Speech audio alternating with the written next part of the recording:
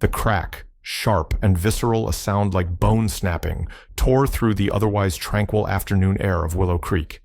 It was a sound utterly alien to the manicured greens and whispering sprinklers, a violent punctuation mark that ripped the placid illusion of suburban peace to shreds. Ethan, his small 10-year-old frame already a daily battlefield against the invisible vice of juvenile arthritis, crumpled. He fell, not like a child tripping, but like a marionette whose strings had been abruptly cruelly severed. The carefully packed box of medical supplies, his precious cargo, tumbled from his grasp. Vials and syringes, lifeline essentials, skittered across the freshly watered lawn, glinting like scattered malevolent eyes under the oppressive glare of the mid-afternoon sun. From her kitchen window framed by cheerful yellow curtains, Mrs. Henderson, her own hands gnarled by the passage of 80-plus years, let out a strangled, breathy cry. The dish towel she'd been meticulously folding a mundane Tuesday task fluttered from her grasp to the linoleum floor, an unnoticed surrender. "Oh, dear God," she whispered, her heart seizing. "Ethan is that. Ethan." Young Ethan, the boy with the old soul, and the bright, though often pain-shadowed eyes. The boy who, despite his own constant discomfort, always remembered to ask about her prize-winning roses, his admiration a small, pure joy in her quiet life. Officer Kalen Vance, barely a month into his tenure with the Willow Creek Homeowners Association security detail, stood ramrod straight, his posture a study in forced authority. The taser, a sleek black instrument of supposed order, still hummed faintly in his gloved hand, a residual thrum of unleashed power. For a fleeting, almost imperceptible moment, something flickered across his stern, clean-shaven features. Surprise, a nascent pang of regret, before his expression hardened again, solidifying into a mask of grim, almost righteous satisfaction. The boy, he told himself, had been warned, repeatedly, explicitly. No trespassing through the Pembroke sector, especially not cutting across the meticulously kept lawns. The HOA rules the Bible of his new domain were unequivocal, and the boy's refusal to halt immediately, that furtive, guilty glance back over his shoulder. It had all screamed defiance, screamed culpability. Across the street, partially obscured by the lush, vibrant foliage of her own impeccably maintained garden, a riot of color and life that usually brought her solace, Amelia Hayes watched, or more accurately, she had heard the crack, then her head snapped up her gaze, locking onto the scene with a horrifying preternatural focus. Her blood, just moments before warmed by the sun on her arms as she pruned a wayward branch, turned to ice, a chilling slush in her veins. Ethan, her son, her brilliant, fragile, fiercely resilient son. The boy who fought daily, uncomplaining battles with a body that constantly betrayed him, a body that flared with agonizing pain at the slightest overexertion. He was at this very moment supposed to be on his way to Mr. Abernathy's, just 2 houses down, delivering the vital life-sustaining medication the elderly veteran depended upon. The irony, a bitter corrosive acid, seared Amelia's throat, threatening to choke her. She was Amelia Hayes, Director of State Emergency Services, the woman who coordinated statewide responses to unimaginable crises, who coolly and calmly held thousands, sometimes tens of thousands of lives in her hands during natural disasters, terrorist threats, and catastrophic accidents. And she had just witnessed her own disabled child assaulted, tasered by a glorified mall cop, a petty tyrant drunk on the minuscule power afforded by an HOA badge and a rule book. He had no idea the thought screamed through her a silent, desperate roar. Oh God, he had absolutely no idea who he had just harmed, whose child he had just brought down. The silence that descended in the taser's wake was heavier, more suffocating than the humid summer air. It pressed down thick and cloying, broken only by Ethan's pained, involuntary whimpers, small animalistic sounds that tore at Amelia's soul. Then another sound intruded, the distinct protesting creak of Mr. Abernathy's porch door. The old man emerged, leaning heavily on his ornately carved cane, his face a roadmap of a life lived fully and bravely, etched with profound concern. "What in thunderation is going on out here?" His voice, though weakened by age and illness, still carried the unmistakable timbre of command, a relic of his decorated military past. "Vance, Officer Vance, is that you? What in God's name has happened to the boy?" Vance shifted his weight, transferring uneasily from one foot to the other. The taser was finally lowered, though not yet holstered, a subtle indicator of his lingering defensiveness. "Sir," he began, his voice clipped, studiously devoid of emotion, a stark contrast to the turmoil now beginning to churn within him. "This young man was trespassing, Mr. Abernathy. He refused to comply with my repeated instructions to halt." Amelia moved then. The initial shock, the paralyzing visceral terror that had frozen her to her spot, was rapidly coalescing, transforming into a cold, diamond-hard rage. It was a familiar feeling, this rage, the kind that fueled her through 17-hour shifts during state emergencies, the kind that sharpened her intellect and focused her will. She strode across the street, her sensible heels clicking sharply, almost aggressively on the pavement, a counterpoint to the ragged, shallow gasps still emanating from her son. She knelt beside Ethan, her touch incredibly gentle on his trembling shoulder, but her examination was swift, professional, her years of crisis management kicking in. "Ethan, honey, look at me. Can you hear Mommy?" His eyes wide with a terrifying amalgam of pain, fear, and confusion flickered towards her. A small choked sound, half sob, half gasp, escaped his lips. He tried to nod, a movement that seemed to cost him dearly. Ignoring Vance, who had taken an involuntary step, back a sliver of genuine uncertainty, now clearly visible in his stance, Amelia reached into her pocket for her phone. Her fingers, usually so steady as they navigated complex emergency protocols or briefed the governor, trembled slightly. She dialed a number she knew by heart, a direct line. "This is Director Hayes," she said, her voice low, lethally. Calm, the voice that could silence a room of clamoring officials and bring order to chaos. "I require immediate law enforcement and full paramedic assistance at 17 Willow Creek Drive. My minor son, Ethan Hayes, who is disabled and suffers from severe juvenile arthritis, has just been tased by a Willow Creek Homeowners Association security officer. The officer is on scene. Consider him armed and at this moment potentially unstable." The transformation in Officer Kalen Vance's demeanor was instantaneous and absolute. Director Hayes. Not just a director, but the director.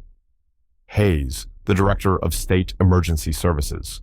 The woman whose face was a fixture on news channels during every hurricane, every major pileup, every statewide alert. The woman who, it was rumored, had the governor's personal cell number on speed dial and wasn't afraid to use it. The carefully constructed edifice of his newfound authority, built on the flimsy foundation of HOA bylaws and petty regulations, imploded, collapsing in on itself like a dynamited building. He opened his mouth, a strangled syllable forming, then closed it again, a sickly greenish tinge creeping up his neck from beneath his pristine collar. He suddenly felt the oppressive heat of the afternoon in a way he hadn't before, a bead of sweat tracing a cold path down his spine. Sirens, a distant, mournful wail, at first grew rapidly, aggressively louder, converging on their quiet, tree-lined street with alarming speed. 2 marked police cruisers and a county ambulance screamed to a halt, their emergency lights painting the serene afternoon in jarring, frantic flashes of red and blue, turning neatly trimmed hedges and blooming flower beds into grotesque, flickering specters. Paramedics, their faces set in expressions of focused urgency, rushed towards Ethan, their movements practiced efficient, their medical bags already unlatched. 2 uniformed police officers, their expressions grim and unreadable, approached Vance, their presence exuding a quiet professional authority that dwarfed his own. Amelia, after a brief, urgent exchange with the lead paramedic, relaying Ethan's medical history and the specific concerns related to his arthritis, turned her attention to the officers. "That's Officer Kalen Vance," she stated, her voice flat, devoid of inflection, but heavy with unspoken accusation, pointing a steady finger. "He deployed his taser on my son, Ethan. Ethan was on his way to Mr. Abernathy's home at number 21 to deliver his prescription medication." She gestured towards the scattered vials glinting on the grass. Vance's attempts to explain, to justify his actions based on HOA protocol, failure to comply, and suspicious behavior, were cut short by the lead officer, a seasoned sergeant whose eyes had seen far too much. "Sir," the sergeant said, his voice polite but firm, I'm going to need you to place your hands behind your back. You're going to need to come with us to answer some questions." The sharp, distinct click of handcuffs ratcheting shut was starkly audible in the sudden lull of the sirens, a definitive sound that seemed to suck the remaining air from Vance's lungs. As he was escorted white-faced and visibly shaking to a patrol car, the usually placid neighborhood, a tapestry of quiet routines and polite nods, was alive with hushed whispers, horrified stares, and the undeniable flicker of cell phone cameras from behind curtains and shrubs. Mrs. Henderson was now on her porch, her hand pressed to her mouth, tears streaming down her wrinkled cheeks. The media maelstrom erupted before Ethan was even fully stabilized at Willow Creek General Hospital. HOA security tases, disabled child delivering life-saving medicine. The headline was a brutal, concise summary splashed across online news sites and social media feeds. The accompanying blurry cell phone photo, likely snapped by a curious or concerned neighbor, showed Ethan on the ground, Vance standing over him, the taser still visible. It added a visceral, undeniable punch to the already damning narrative. The Willow Creek Homeowners Association, known more for its zealous enforcement of lawn height regulations and disputes over approved mailbox colors than for actual security concerns, found itself at the epicenter of a public relations inferno. The following day, Amelia Hayes, her face etched with an exhaustion that went bone deep, but her resolve an unshakable pillar of steel, stood before a throng of reporters outside the hospital. Mr. Abernathy, frail but radiating a fierce, quiet dignity, sat beside her in a wheelchair, provided by the hospital, a silent testament of support. Amelia didn't speak, as the Director of State Emergency Services, a role she could have easily leveraged. Instead, she spoke as a mother. Her account of the incident was precise, her emotion controlled, but undeniably powerfully palpable. She detailed Ethan's chronic condition, the critical nature of the medication he had been carrying for Mr. Abernathy, and the utter, staggering lack of justification for Officer Vance's violent actions. This was not a simple error in judgment, she declared, her gaze sweeping across the assembled press. Each word carefully weighed, each syllable imbued with conviction. This was an act of unwarranted, unconscionable aggression against a vulnerable child.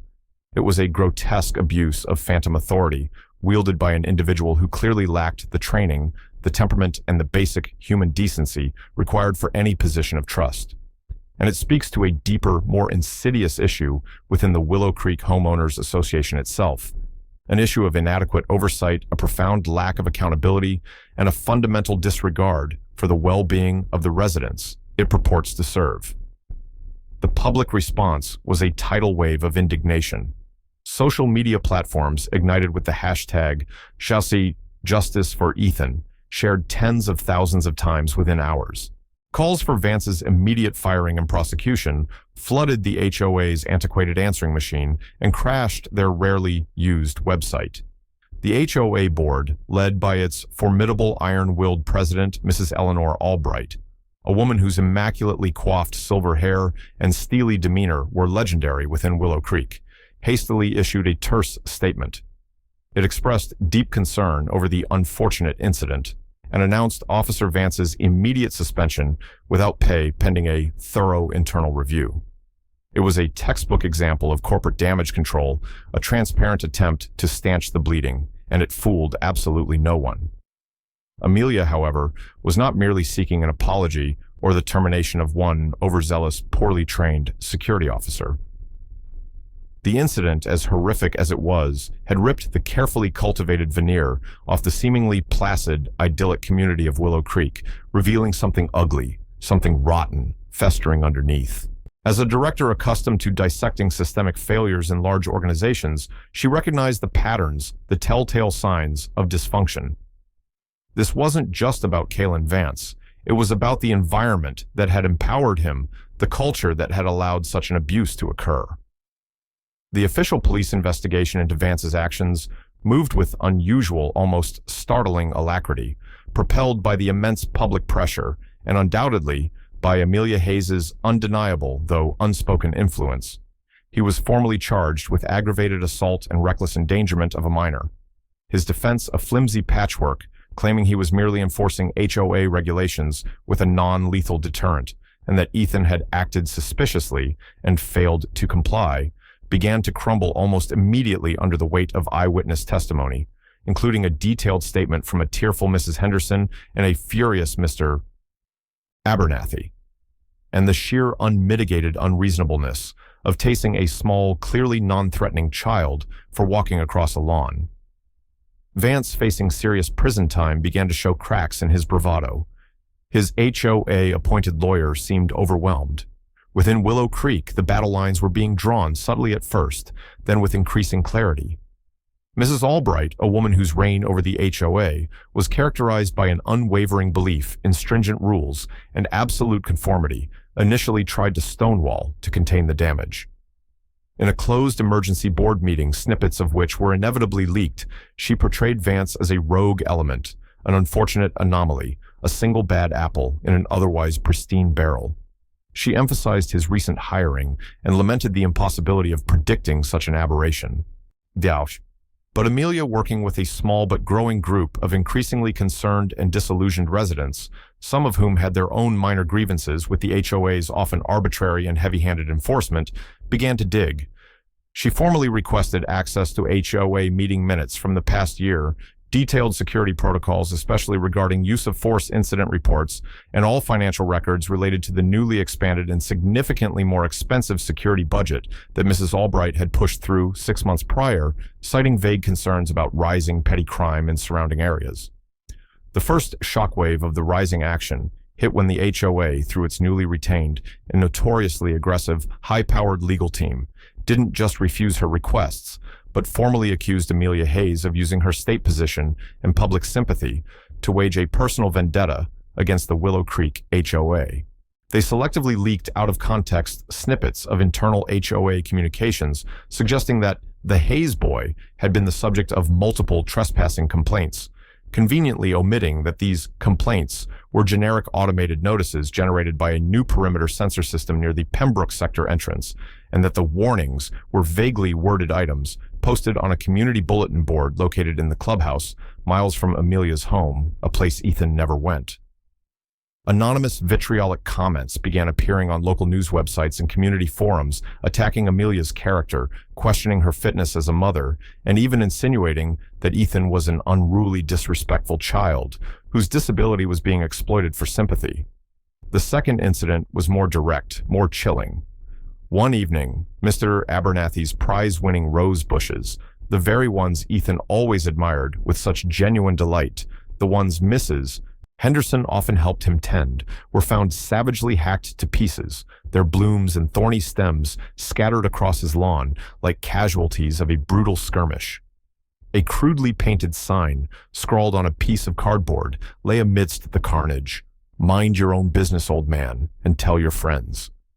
Mr. Abernathy, though visibly shaking his hands, trembling as he surveyed the damage, displayed a surprising resolve. "They're trying to scare us, Amelia," he'd said to her later that evening, his voice tight with a cold, simmering anger she recognized. "It means they're scared. It means you're getting close to something they don't want found." His support, if anything, became even more steadfast. Amelia juggling her incredibly demanding full-time job, Ethan's ongoing and complicated recovery, the tasing had severely exacerbated his arthritis, causing intensely painful flare-ups and requiring new, stronger medications, and the escalating hostility within her own neighborhood felt the immense crushing pressure. There were moments late at night, after Ethan had finally cried himself to sleep, when she felt an almost overwhelming urge to simply pack up, to sell the house, to escape Willow Creek and its insidious undercurrents. But the attacks, both personal and general, only solidified her resolve. This was no longer just about justice for Ethan. It was about protecting her community from a cancer she was only beginning to understand. She hired a private investigator, a discreet, highly skilled former colleague from a federal agency, to look into the HOA's security contractor, Kalen Vance's background in more detail, and increasingly into the board members themselves, particularly the ones who seemed most defensive. The first layer of the midpoint twist began to unravel when her investigator, a meticulous man named Marcus Thorne, uncovered something peculiar about Officer Vance. It turned out Vance had a significant, recently escalating gambling problem with substantial debts owed to less than reputable online lenders. More disturbingly, Thorne found evidence suggesting Vance's recent aggressive patrolling patterns, especially his intense focus on the Pembroke sector bordering Mr. Abernathy's property, weren't random or solely his own initiative. He'd been specifically, if subtly, tasked, through a series of vaguely worded but insistent emails from a junior, usually quiet, HOA board member named Arthur Finch, to increase visibility and actively discourage unauthorized presence around Mr. Abernathy's property and several other homes occupied by elderly or long-term residents. Arthur Finch was an enigma. A seemingly mild-mannered accountant in his late 50s, he was usually overshadowed by Mrs. Albright's dominant personality at board meetings, often just nodding along or offering quiet technical advice on budgetary matters. These specific directives to Vance, however, seemed to predate Ethan's regular medication deliveries to Mr. Abernathy by several weeks, suggesting something more than just a general crackdown on children cutting through lawns. Intriguingly, Mrs. Albright's signature or explicit approval was nowhere on these specific email chains. Finch had apparently taken the initiative, citing anticipatory security measures based on resident feedback in his communications with the security firm manager, who had then relayed the emphasis to Vance. This didn't quite make sense to Amelia. Why the intense focus on these specific elderly residents? Why the almost clandestine nature of Finch's directives? She felt like she was pulling at a single loose thread, and the entire carefully woven tapestry of Willow Creek's respectable, orderly facade was beginning to fray at the edges. What was Finch's angle? Was he just an overzealous busybody, or was there something more? Then came the second, far more profound layer of the twist, a revelation that recontextualized everything and sent a fresh chill down Amelia's spine. Thorne, digging deeper into Arthur Finch's background before he'd moved to Willow Creek 5 years prior and cultivated his image as a quiet, unassuming community volunteer, discovered a disturbing pattern. Finch had been peripherally involved in a series of complex, somewhat murky land deals and property acquisitions in a neighboring state. He wasn't just a junior board member with an odd fixation. He was, or had been, a specialist of sorts, a predator who, through a network of shell corporations and proxies, specialized in acquiring properties from vulnerable individuals, often the elderly or those in financial distress, through ethically dubious, if not always strictly illegal means. His modus operandi often involved creating an environment of low-level fear, harassment, and intimidation, making residents feel unsafe or unwelcome, then swooping in with a seemingly reasonable but ultimately lowball cash offer when the targeted owners felt they had no other choice but to sell and escape. He had a documented history, albeit one carefully obscured, of targeting properties with significant, often overlooked redevelopment potential. Suddenly, the disparate pieces clicked into place with horrifying, sickening clarity. Mr. Abernathy's home, and those of the other elderly residents Finch had subtly directed Vance to monitor, weren't just random houses. They were prime pieces of real estate. Mr. Abernathy's property in particular was one of the original Willow Creek estates, boasting a double lot, much of it undeveloped, bordering a tract of land recently rezoned for high-density luxury townhomes. The other targeted homes also had large yards or unique positions that would be incredibly valuable to a developer. Finch wasn't trying to enforce HOA rules with his directives to Vance. He was trying to systematically harass and intimidate these specific residents to create an atmosphere of unease and fear, hoping to drive them out to make them desperate enough to sell cheap. Kalen Vance. Desperate for money to cover his gambling debts, was his easily manipulated pawn, his aggressive tactics and over-enforcement of rules the perfect tool for Finch's insidious campaign. Mrs. Albright, obsessed with maintaining property values and her iron grip on the HOA, had likely been expertly manipulated by Finch, fed a carefully curated narrative about declining neighborhood standards, rising undesirable elements, and the need for proactive security, making her unwittingly complicit in his larger, far more sinister scheme. She would have readily approved the increased security budget if Finch had convinced her it was necessary to protect their investment. Ethan's tasing wasn't the specifically intended outcome, perhaps, but it had been a direct, foreseeable consequence of the hostile, hypervigilant environment Finch had deliberately engineered in those targeted zones. The medical supplies Ethan's disability, they were irrelevant, tragic collateral damage in a much larger, darker game of greed and exploitation. Finch might even have seen Amelia with her high-profile job as a potential obstacle to his plans for the neighborhood, someone whose influence could galvanize residents if she ever suspected. Ethan's deliveries could have been in Finch's paranoid mind, a form of surveillance by Amelia's family. The upcoming HOA emergency town hall, initially called by Mrs. Albright to address community concerns regarding the Vance situation, and Amelia suspected to push through even stricter, more draconian security measures, no doubt at Finch's subtle behind-the-scenes urging, was now set to become Amelia's stage.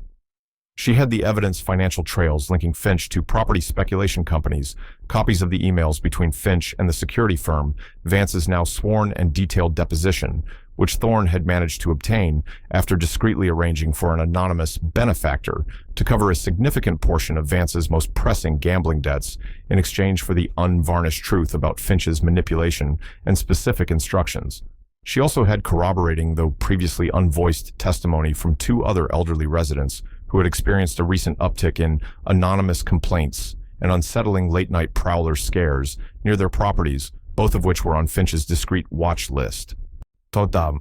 The air in the Willow Creek Community Hall, usually reserved for benign potlucks and holiday craft fairs, crackled with an almost unbearable tension.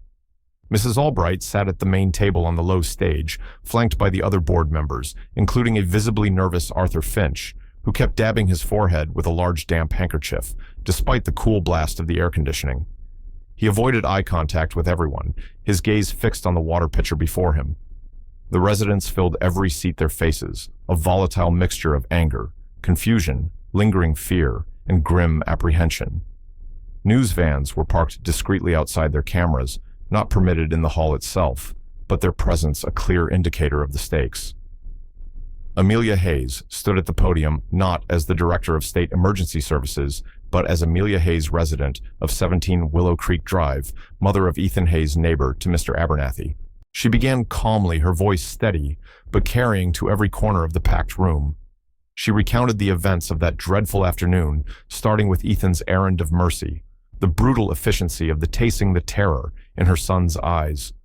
Several residents gasped. Mrs. Henderson openly wept. Then meticulously, piece by painstaking piece, she laid out her findings. She projected copies of Finch's emails to the security company onto a large screen behind the board table, highlighting the specific directives regarding Mr. Abernathy's and other properties. She displayed a map of Willow Creek, with Finch's targeted properties clearly marked in red, alongside publicly available data showing their unusually high land value and redevelopment potential. She detailed Finch's predatory history in other states, carefully omitting any information that couldn't be independently verified. The room grew deathly silent, the only sounds Finch's increasingly ragged, audible breathing, and the occasional stifled gasp or murmur of disbelief from the audience as the damning evidence mounted. Some residents turned to stare openly at Finch, their expressions hardening from confusion to dawning outrage. She detailed Finch's calculated manipulation of a desperate Kalen Vance and his subtle, insidious exploitation of Mrs. Albright's well-intentioned, if misguided, desire for order and control. This was never truly about rogue security guards or children cutting across lawns. Amelia stated, her voice ringing with a quiet but powerful conviction that resonated through the hall. This was about greed. This was about a calculated, systematic campaign to intimidate, harass, and ultimately defraud the most vulnerable members of our community, our elderly, our long-term residents, orchestrated by Mr. Arthur Finch for his personal financial enrichment, using our HOA dues and our trust as his weapons. Finch leaped to his feet, his face a mottled, alarming shade of puce. Lies. These are outrageous lies and slander. He sputtered his voice, cracking his carefully constructed composure, shattering like cheap glass. She's a vindictive woman. She's using her position, her influence to defame me, to destroy my reputation, because of that unfortunate incident with her son. This is a witch hunt. Is it a lie, Mr. Finch? Amelia countered, her voice dropping to a steely, lethal calm that was far more terrifying than any shout, that you specifically instructed Officer Vance through his supervisor to actively discourage loitering and unauthorized passage, and to increase patrol intensity specifically around Mr. Abernathy's property and the homes of Mrs. Gable and Mr. Henderson, weeks before my son ever delivered medication there, weeks before the supposed complaints you later cited to the board. She paused, letting the question hang in the air. Is it a lie, Mr. Finch, that you hold controlling interests in at least 3 shell corporations that have in the last 6 months made unsolicited below-market value offers on at least 3 properties in Willow Creek, whose elderly owners have recently reported unusual levels of harassment, vandalism, or unsettling security incidents? Mrs. Albright, who had been listening with an expression of growing horror, slowly turned to stare at Arthur Finch, her face a mask of dawning, sickening disbelief. The carefully constructed world she presided over, the world she thought she controlled, was crumbling around her, revealing a cesspool of deceit where she had believed there was order. The trust she had placed in Finch, her quiet, seemingly diligent treasurer, now felt like a profound personal betrayal. Other residents began to shout questions at Finch, their initial shock giving way to a palpable, surging anger. "Is it true, Arthur?" someone yelled. "Did you target my mother?" cried another. The climax was not a physical confrontation, but the devastating public implosion of Arthur Finch's carefully crafted persona. Cornered, exposed, and with key excerpts from Vance's sworn deposition now being read aloud by Amelia's lawyer, who had quietly entered the hall with 2 uniformed police officers standing discreetly by the main exit, Finch's bluster utterly collapsed. He visibly deflated, sinking back into his chair, a broken, trembling man muttering incoherently about misunderstandings and overzealous staff. Mrs. Albright, pale and trembling, her iron composure finally shattered, slowly rose to her feet. I had no idea," she stammered, her voice barely a whisper, looking out at the sea of accusing, disillusioned faces. "I trusted him. I am so deeply sorry." Her reign built on rules and rigidity was unequivocally undone by her own misplaced trust and exploited insecurities. The falling action was swift and decisive. Arthur Finch was arrested at the conclusion of the town hall, escorted out by the waiting police officers on initial charges of conspiracy to commit fraud, wire fraud, and intimidation of the elderly, with further investigations pending into his past activities. His known assets were frozen by court order the next day. Officer Vance, for his full cooperation and testimony against Finch, received a significantly reduced sentence, probation, mandatory community service, part of which involved public speaking to other security personnel about ethics and de-escalation, and a court order to seek treatment for his gambling addiction. His life was irrevocably altered, his security career over, but not entirely destroyed. He would carry the shame of his actions and the image of Ethan crumpling to the ground for the rest of his days. Mrs. Eleanor Albright resigned from the HOA board, effective immediately, her reputation in Willow Creek, and perhaps beyond, in tatters. The entire HOA board followed suit within the week, issuing a collective apology and paving the way for emergency new elections. The community of Willow Creek, shocked and shaken by the depth of the deception that had taken root in their midst, began the difficult, painful process of healing and rebuilding. There was anger, yes, a profound sense of betrayal, but also, unexpectedly, a newfound sense of solidarity, of shared purpose. Neighbors who had previously only exchanged polite, distant nods now stopped to talk, to share their experiences, to offer support and a listening ear. The investigation into Finch's broader activities, spurred by Amelia's findings, revealed the extent of his predatory network and led to reviews of similar, potentially predatory property acquisition practices in other communities across the state. The resolution was not just about punishment and retribution, but about fundamental rebuilding and systemic change. A new HOA board composed of genuinely committed residents, including, to everyone's surprise and delight, a re-energized Mr. Abernathy, who declared he'd found a new battle to fight, was elected in a special election marked by unprecedented turnout. They immediately began dismantling the oppressive and overly complex web of punitive rules, focusing instead on community engagement, transparency in all financial dealings, and fostering a genuine sense of neighborhood. Security was still a concern, of course, but the approach shifted dramatically towards community policing models, de-escalation training for any contracted personnel, and initiatives that brought neighbors together rather than encouraging suspicion. Ethan made a slow but steady recovery. The physical pain from the tasing and the subsequent arthritis flare-ups lingered for many months, a persistent, unwelcome reminder of the trauma. but the outpouring of genuine affection, concern, and support from the newly united neighborhood was a powerful healing balm for his spirit. He even started a small informal initiative with a few other young people in Willow Creek, Ethan's helpers, who assisted elderly or infirm residents with small errands, yard work, or simply offered companionship, turning his profoundly negative experience into a quiet, positive force for good. Mrs. Henderson's roses, with help from Ethan and other neighbors, were carefully replanted and were already showing signs of new growth. Several months later, under a warm autumn sun, the first annual Willow Creek Community Fair, an event conceived and organized by the new HOA board to foster unity and celebrate their renewed neighborhood spirit, was in full swing on the main green. Amelia Hayes watched Ethan, his limp, almost unnoticeable today, laughing as he helped Mr. Abernathy at a small gardening stall, explaining the different types of rose food to an interested couple.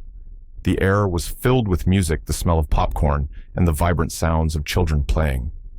She was no longer just the state emergency services director in this space, a figure of authority in crisis. Here she was, simply Amelia, a resident, a mother, a friend.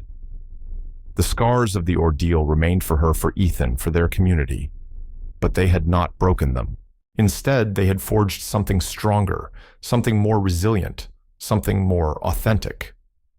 Later that evening, as the fair wound down and the stars began to prick the darkening sky, Amelia sat with Ethan on their porch swing, a comfortable silence between them.